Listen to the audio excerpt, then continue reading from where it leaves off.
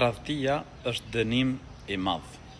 Me thënë të drejtën, është prej mëkateve më të mëdha, Zoti na ruaj. Besimtari nuk i takon dhe nuk o cilësi e tij tradhtia. Allahu na ruaj. Imoraliteti është prej mëkateve më të mëdha. Imagjinoje ti Zoti i gjithësisë ndalon edhe prej rrugëve që të çojnë drejt saj. Wala taqrabu zina, dhe mos ju afroni imoralitetit. Punë e turpshme është. Allahu na ruaj. Është një prej mëkateve më të mëdha imoraliteti. Dhe normal përmendin dietarët ndër gjërat, pra dëmet që shkakton imoraliteti është se është borxh. Allahu na ruaj. Po ashtu sjell fukarallëk,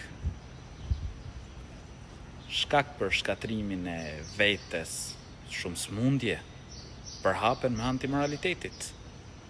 Shkatrohet familja, shkatrohet shoqëria, shumë familje shkatrohen për shkak të imoralitetit.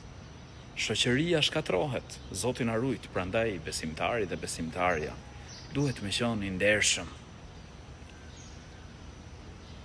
Imoraliteti ka edhe dënim të madh, pastaj vjen botën tjetër. Imoralet dhe imoralet përmenden në një hadith, pra do të kenë një dënim të rëndë në zjarrin e xhehenemit. Allahu na ruaj prej çdo lloji paturpësie. Amin.